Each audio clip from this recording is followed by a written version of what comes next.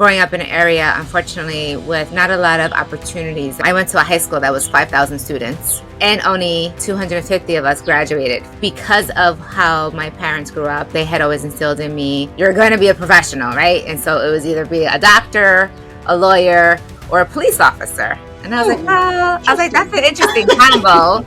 Unfortunately, one summer, my mother-in-law became ill. So I was blessed to be able to be with her in the hospital during her hospitalization as well as her rehabilitation. And that's where I realized, I'm going to be a nurse. And I'm a nerd. I love reading.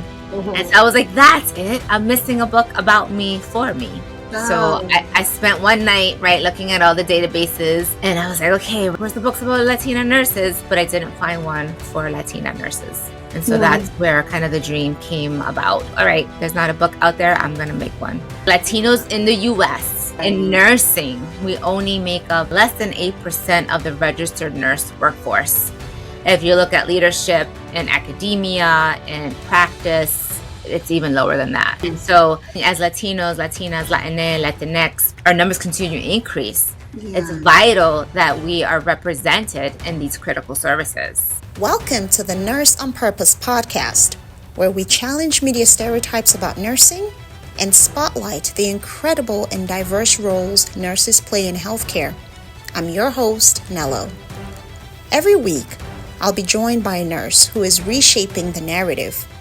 From frontline care to leadership, education, innovation, and beyond, our aim is to show the world that nursing is so much more than what we see on TV.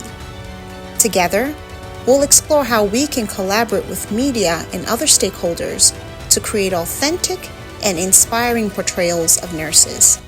Let's begin the conversation and ignite change, one episode at a time. Welcome back to the Nurse on Purpose podcast. Today, I'm honored to have yet another powerhouse in nursing and advocacy joining me.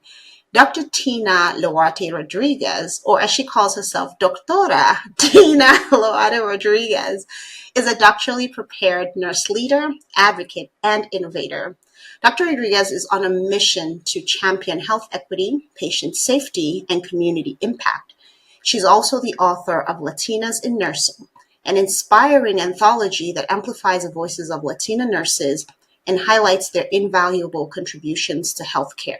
So it's a pleasure to have you on the podcast today, Dr. Rodriguez. Nello, thank you so much. The honor and pleasure is mine. And please call me Tina. Yeah, thank you. Okay, so today we're really going to just be diving into your advocacy for health equity and your passion for uplifting Latina nurses and why representation in nursing matters now more than ever, especially as a Latina yourself, being passionate about how Latina nurses are represented and portrayed and giving them a voice in the public. So let's start off by, just talking about your journey in nursing. How did you end up becoming a nurse? Give me that whole spiel. Ooh, how much time we got? Time we got? We got all the time you can give. So I am born and raised in the Bronx, New York. My parents are hardworking, but didn't have the opportunities and privilege of going on for higher education. So they were working class. Sometimes, many times in my childhood, we were on public assistance. And so growing up in an area, unfortunately, with not a lot of opportunities that were available for the community. I went to a high school that was 5,000 students and only 250 of us graduated 4 years exactly. Wow. So it wasn't really a high school. It was like a daycare just for teenagers.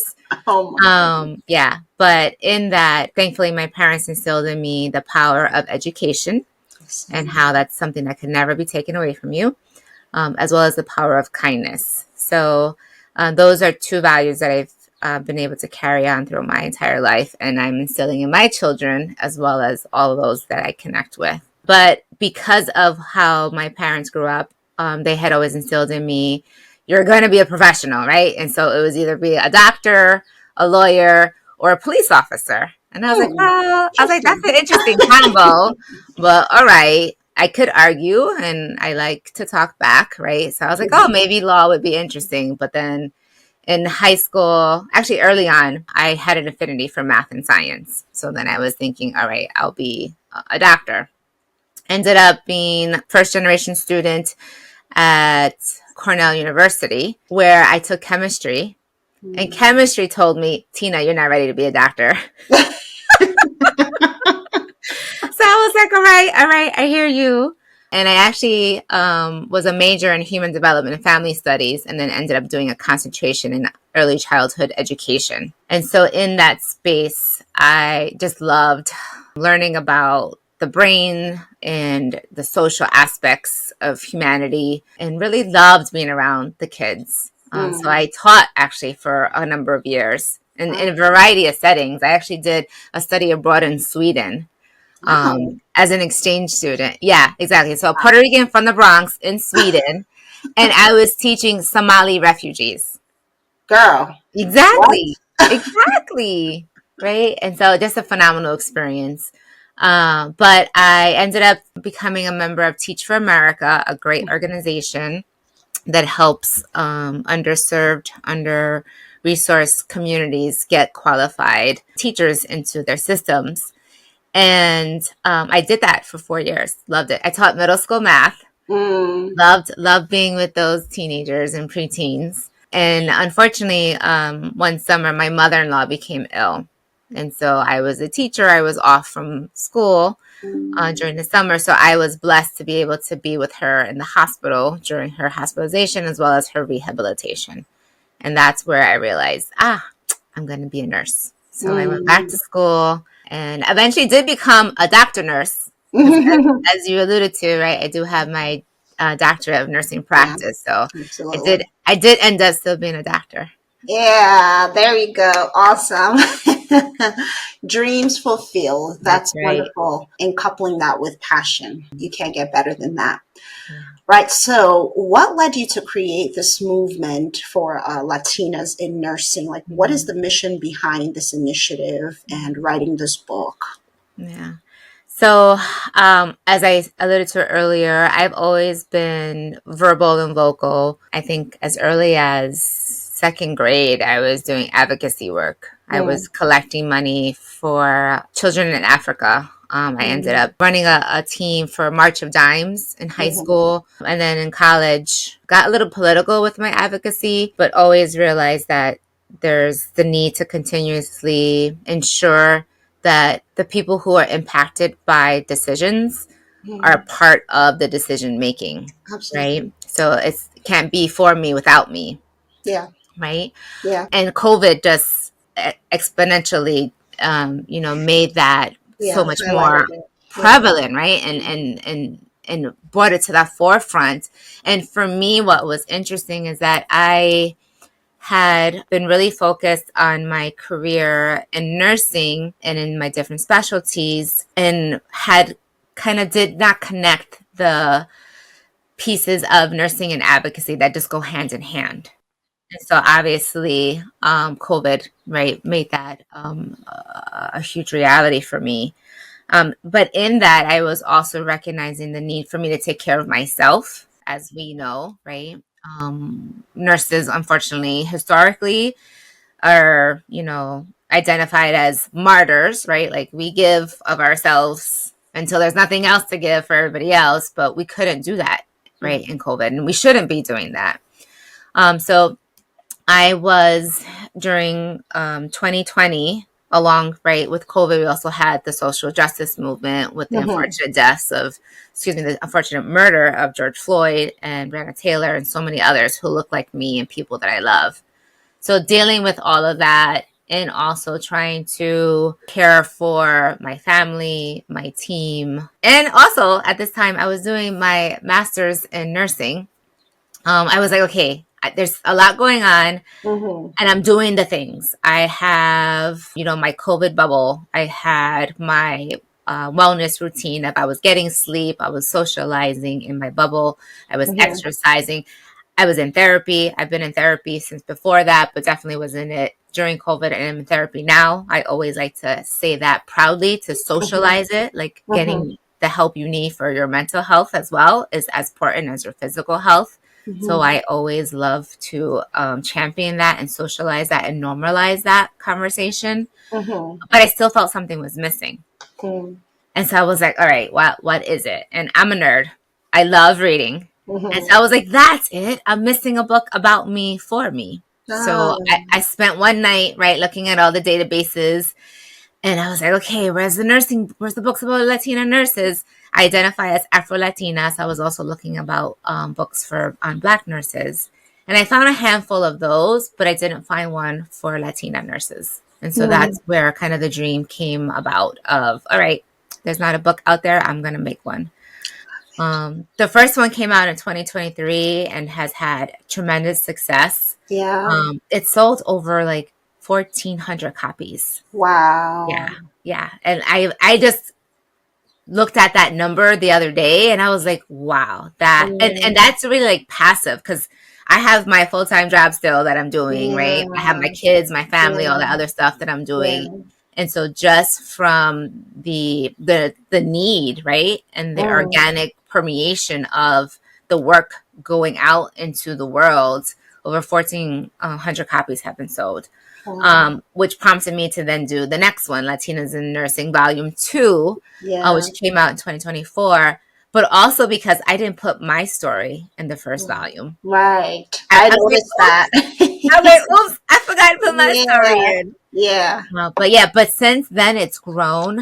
I'm Hmm. actually working on the Latinos in Nursing Awesome. series now, Awesome. as well as have plans for having an LGBTQIA in nursing. And I'm a proud owner of that Yeah. volume. Such a wonderful read. Thank Honestly, you. one of the things I love most about the book is that really, in addition to telling their stories of their journey, whether they were immigrants, or second Mhm. generation or first generation to go to college, you also allow people to highlight what it is that they love about nursing. And I feel like that's not commonly seen today, where most of the voices you hear are, burnout, Mhm. bullying, incivility, dismal looking nurses. I love that people were able to say, this is what I love about nursing. And whether it was the depth of connection that they felt with patients Mhm. or something like a sacred call, that they felt to the profession. Dr. Paul, Valerie Joseph, and I think it was Mimi Gueracocha. Yep. Those two really like stood out to me. And I really loved how they interwove faith into their profession and how their faith drives them to provide the care that they do. I'm really impressed and I'm glad that you wrote this book because people might say, Latina nurses, Black nurses, white nurses, like we're all nurses. Mhm. Why is it important to highlight the voice specifically of Mhm. Latina nurses? Can you Yeah. speak to that? Oh yeah, definitely. And I appreciate you calling out Pole and Mimi's contributions to it. Yeah, And again, echoing the importance of celebrating what we still love in nursing, because yeah, it's right, it's not the narrative often that we hear. yeah. But the criticality of this movement, as we're calling it now, right? Because Hmm. it's expanded from a book to a series, now to a franchise. It's also a nonprofit organization. Awesome. But it's a movement because Latinos make up about 20% of the US population, but there's projections that 1 in 3 people Mm, by 2050 will be Latino. We're the mm, youngest demographic in the state. We have the largest gross domestic spend mm. in the world. So Latinos in the US, Wow. right? We are making money and we're spending money, Right. but we're not benefiting from that. We are not in the Right. positions of power. In Right. nursing, we only make up less than 8% of the registered nurse workforce. If you look at leadership in academia and practice, it's even lower than that, right? And Mm, so, as Latinos, Latinas, Latinx, Latinx, people continue to, our numbers continue to increase. It's yeah. vital that we are represented in these critical services. And then not Yeah. just in healthcare, in all aspects, right? Yeah. Education, government, business. Another interesting fact is that Latina women are the fastest growing group of entrepreneurs. Like we're out there opening up Do businesses. it. We're doing it. Yeah. We're doing it, right? Contributing to the economy. And also the other piece is that we are the fastest growing voting group as well. So there's a lot of power and influence within that community, but there's not as much representation Yeah. in the narrative, right? In the Yeah. public stories. And so Right. this movement is a way to highlight that, to celebrate us, to recognize Yes. us, but it's Yeah. also a call to action, Yes. right? Of saying, hey, we're here. Yeah. We've been here. Yeah. Many of us are indigenous, right? Yeah. And we are not going anywhere. Yeah. We are contributing in all aspects of society, in healthcare and in nursing. So just ensuring that others with privilege and power recognize that and use their privilege and power to pull us in and to pull us up. That's wonderful. Thank you so much for sharing those statistics. So what I'm hearing is that you are boosting the economy, like you have economic power, but you're not getting as much as you're giving off, Correct. and I understand that, Mhm. clearly, and, especially with the profession of nursing in general, how much we pour into the healthcare workforce Mhm. and the healthcare economy, but we're not properly reimbursed for that labor. Right. What steps do you think that healthcare institutions can take to really promote equity and support Latina nurses? Mhm. Because we know that celebrating diversity also helps to promote and improve patient care and Mhm. healthcare as a whole, right? We know that as a fact. So how can healthcare institutions support Latina nurses? How can schools Mhm. help to recruit and retain Latinas into the nursing profession? Yeah, excellent question. And, there is evidence in science that shows that when there's cultural congruence, right, between the care team and the patient, outcomes go up and Yes. and spend goes down, right? Yes. There's trust there, there's understanding, Mm-hmm. there is ability to connect on a more human level, Yeah. which is what our science is about, right? Yeah. Ensuring that the human in its totality is Mm-hmm. seen, See, appreciated, validated. validated, and then Mm-hmm. supported to live Mm-hmm. the best possible life that they want to live. Yeah. So my call to action is multifaceted, multi-pronged, right? But there has to be transparency, there has to be accountability. Mm-hmm. We know what gets measured gets done, right? Yes. And we know when it's on the strategic plan or on the CEO and the other chiefs and executive officers' annual incentive plan, then there's resources Mm-hmm. dedicated to ensuring that one, they understand the data, Yeah. and two, that there's actions taken to improve and adhere to the plan, and hopefully making sure that they're meeting the metrics that were established. I would say that in addition to that, there has to be a lot of honesty in understanding how mistrust has been created in these Mm-hmm. institutions, both in Mm-hmm. higher ed and in healthcare, and that organizations and institutions need to apologize for Mm. when they have wronged a person or a group, Yeah. right? Like there's this racial reckoning that's happening right now in nursing, where the history of racism in nursing is finally accepted, right? And there's Mm-hmm. action towards that. And so I think organizations need to be aware of that. They need Mm-hmm. to understand that, and they need to take responsibility for Mm-hmm. when they have caused and harm against a person or a group. Yeah. In that as well, data collection is going to be very important.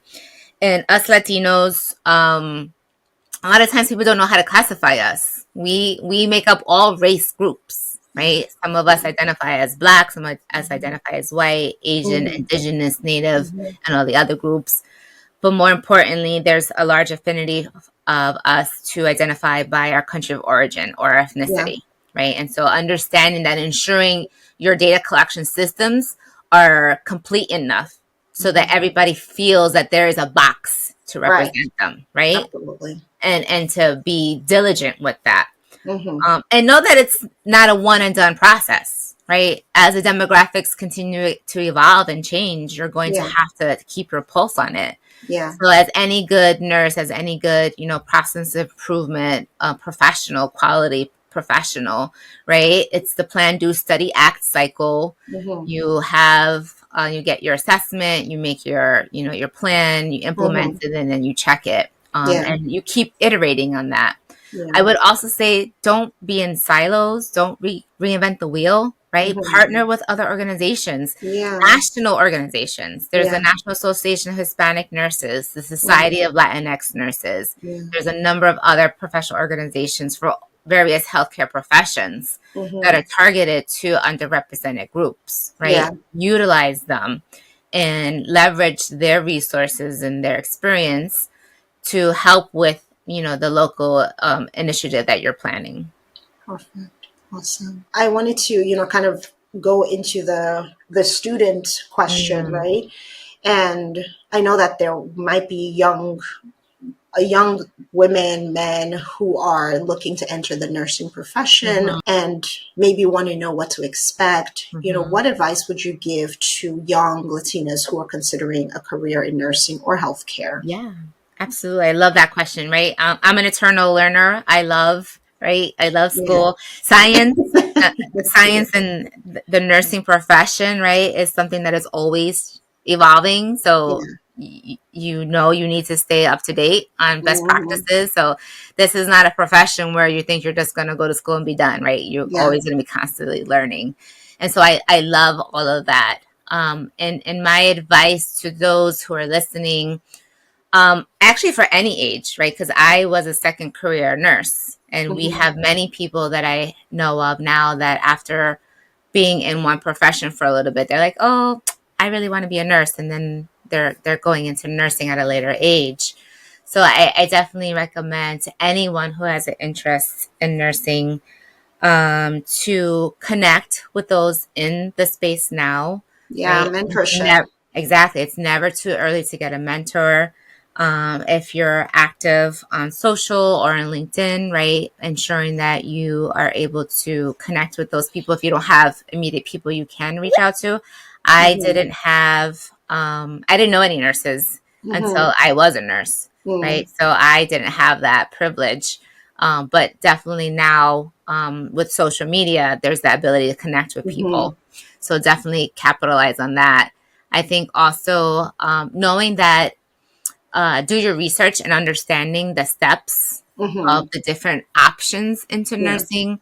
So in my day job now as an executive director of the Connecticut Center for Nursing Workforce, Hmm. that's one of the things I'm always championing is like understand the different entry points into nursing, right? Yeah. There's CNA, LPN, RN, accelerated RN for those who have a bachelor's in something else. So there's 4 different ways that you can get into nursing, Mm. and then exploring what you want to do. And Mm. I also caution to not be caught up in figuring it out automatically, right? Mm. I thought I was going to be a labor delivery nurse. I never Mm. worked in labor delivery.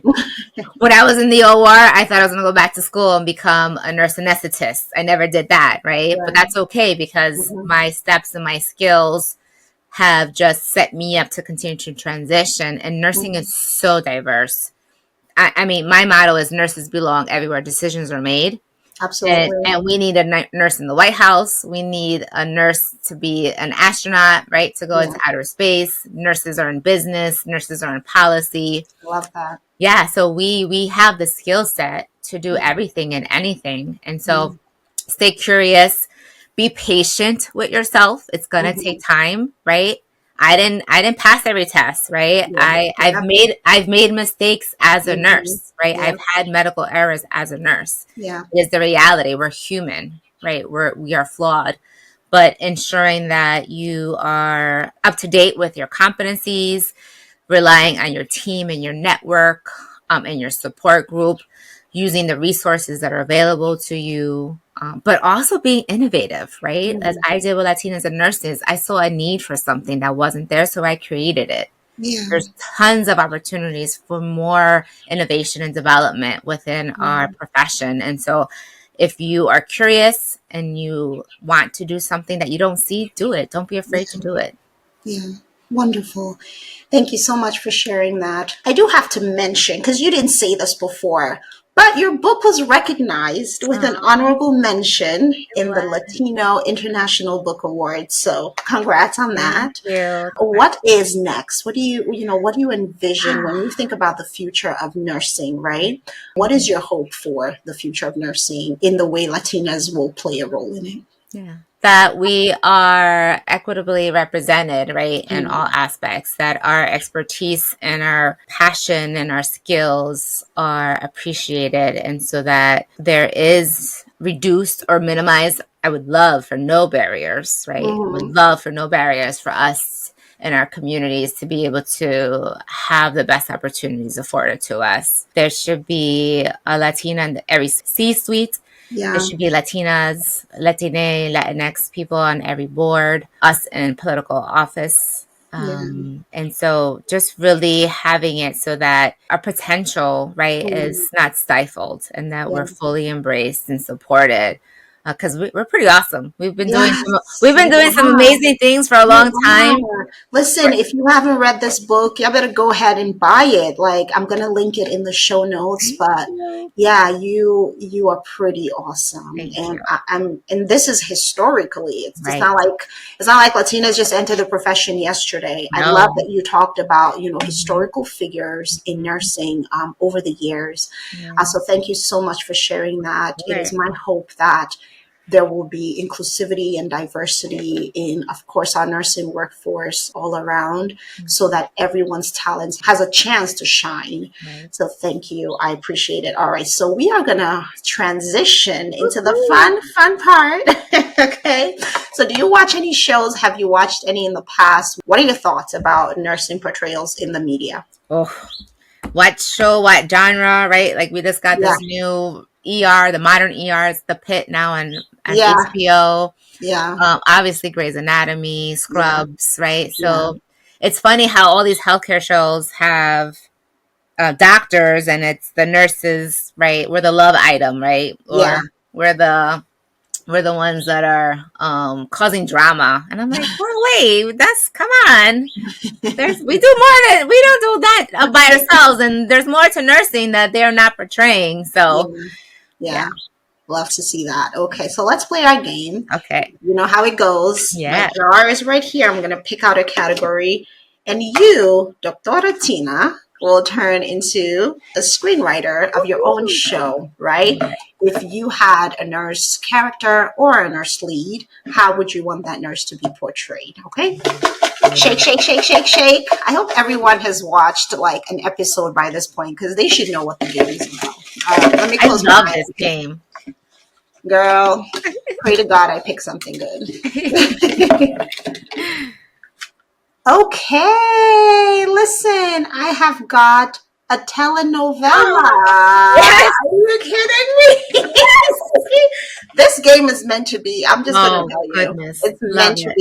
be. It's All right, amazing. go for it. Yeah. So I am writing the script and the storyline for a telenovela on nurses. It's going to be a strong, powerful woman, right? Who has so many intersectionalities, right? Like Mm, she's a human, a mom, a wife. She's a nurse, a leader, but then also showing some of the vulnerabilities in that mm, and showing all the hard work, right, that's mm. taken to get her where she's at, but also showing her determination, right, and her commitment to her patients, her staff, her community.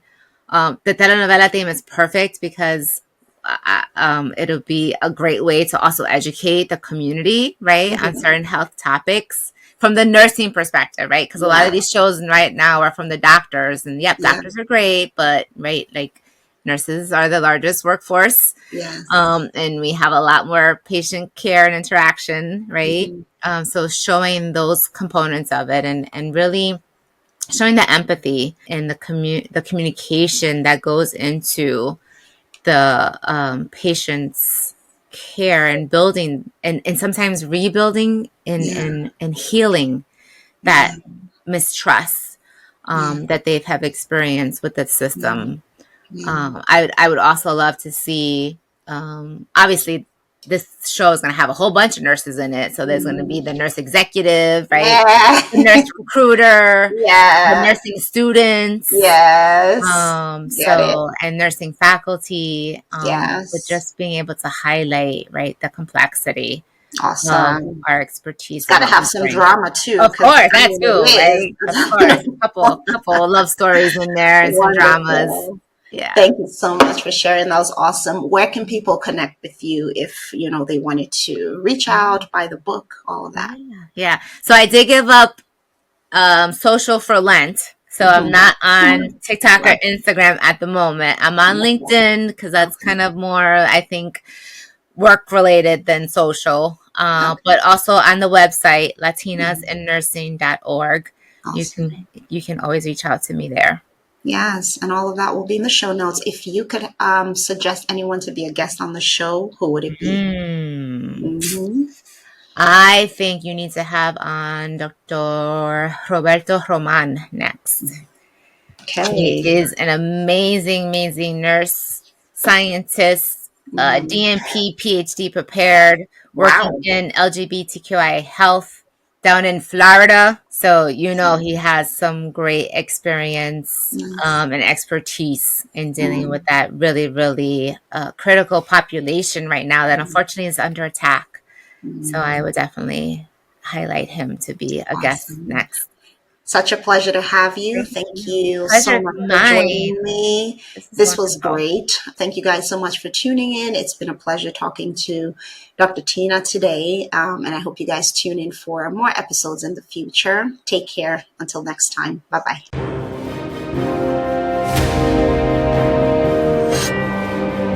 Thanks for hanging with me till the end. I hope you gained some valuable insight into the world of nursing.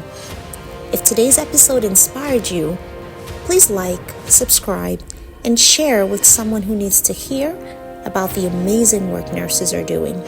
Let's keep breaking stereotypes and reshaping the narrative together. I'll see you next time.